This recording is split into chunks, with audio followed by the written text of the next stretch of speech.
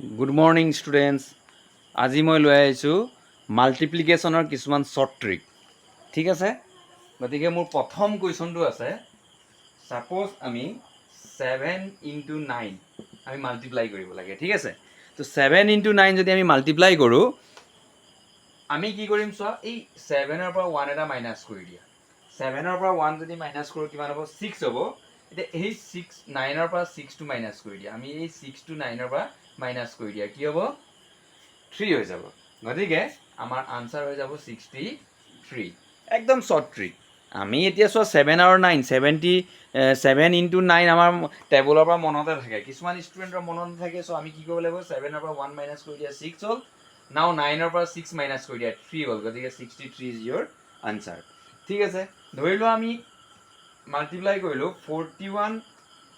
into 31 একদম শৰ্টত আমি কৰিম গতিকে আমি কি কৰিম চোৱা 1 into 1 কি কৰিব লাগিব 1 কৰিলো ঠিক আছে এবাৰ 4 into 3 কৰি দিয়া 4 into 3 কিমান হ'ল 12 এবাৰ 4 plus 3 কৰা 4 plus 3 কিমান হ'ল 7 সো 41 into 31 আমাৰ আনসাৰ কি হ'ব 1271 আকৌ মই ৰিপিট কৰিছো ইয়াত দেখিবলৈ অলপ বেয়া হ'ল 41 into 31 so I first কাম কৰিব লাগিব এই দুইটা into 1 1 into 1 1 ঠিক আছে এবাৰ 4 আৰু 3 মাল্টিপ্লাই কৰিম 12 তাৰছত 4 আৰু 3 আমি প্লাস কৰি দিম 4 আৰু 3 প্লাস কৰিলে কিমান পাম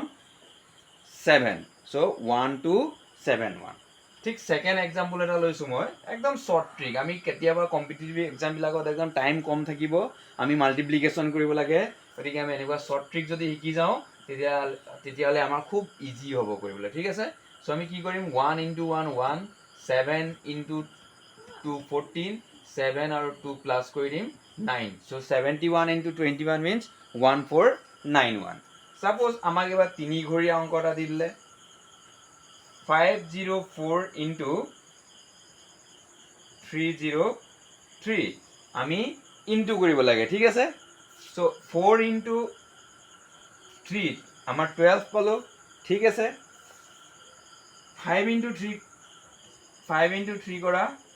আমি পালো 15 এবাৰ এই 5 আৰু 3 মাল্টিপ্লাই কৰা 15 আৰু 4 into 3 কৰা 12 আৰু এই দুইটা প্লাস কৰি দিয়া কিমান হ'ব 27 মাজত লিখি দিয়া সো 504 into 303 means 152712 গতি খুব সমু ট্ৰিক সো মই নেক্সট এটা ষ্টুডেন্টৰ কাৰণে থলো তোমালোকে কমেন্টত ৰিপ্লাই দিবা 77 into